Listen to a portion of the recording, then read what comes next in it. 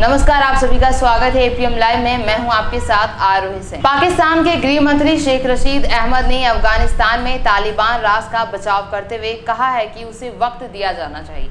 रशीद अहमद ने कहा कि दुनिया यदि ये सोचे कि अफगानिस्तान 8 दिनों में किसी स्कैंडिनेवियाई देश की तरह समृद्ध हो जाएगा तो ये गलत है। बता दें कि Sweden, Denmark, Norway, Finland, Iceland जैसे देशों को स्कैंडिनेवियाई कहा जाता है। इन देशों में आबादी कम है और समृद्धि और जीवन स्तर के मामले में तमाम बड़े मुल्कों से कहीं आगे है। इसके साथ ही उन्होंने अफगानिस्तान के खातों को फ्रीज करने को भी गलत बताते हुए कहा कि इससे देश में मानवीय संकट बढ़ जाएगा। उन्होंने किसी का नाम नहीं लिया, लेकिन उनका सीधा इशारा अमेरिका की ओर ही था। अमेरिकी फेडरल बैंक में अफगानिस्तान के 9 अरब डॉलर जमा है, लेकिन उसे अमेरिका ने तालिबान की सत्ता आते ही फ्रीज कर दिया। रशीद ने कहा कि हमें उम्मीद करनी चाहिए कि तालिबान कड़े कदम उठाएगा और अफगानिस्तान की जमीन का इस्तेमाल इस्लामिक स्टेट और पाकिस्तान तालिबान के आतंकियों को नहीं करने देगा।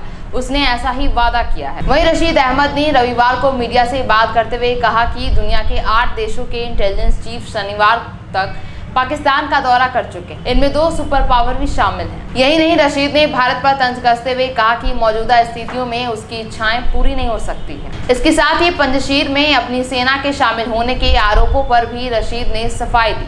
पाकिस्तान के मंत्री ने कहा कि पंजशीर घाटी में पाकिस्तानी सेना के शामिल होने के आरोप गलत हैं। रशीद ने पाक सेना का बचाव करते हुए कहा कि अफगानिस्तान में हमारा उद्देश्य सिर्फ शांति, स्थिरता और विकास है। उन्होंने कहा कि हमारी सेना अपनी सीमाओं पर ही डटी हुई है और देश की आतंकवाद से सुरक्षा के लिए काम कर रही है। इसके साथ ही उन्होंने तालिबान के साथ अमेरिका का समझौता कराने का भी क्रेडिट लिया। शेख रशीद ने कहा कि हमने मुल्ला बरादर की अमेरिका से बात कराई, दोनों पक्षों के बीच समझौते के लिए प्रयास किए ताकि शांति स्थापित हो सके। बने रहे ऐसे ही ताज़ा खबरों के लिए एपीएम लाइव के साथ। तब तक के लिए मुझे दीजिए इजाजत। हमारे चैनल को सब्सक्राइब करें और बेल आइकन को दबाना ना भूलें। धन्यवाद।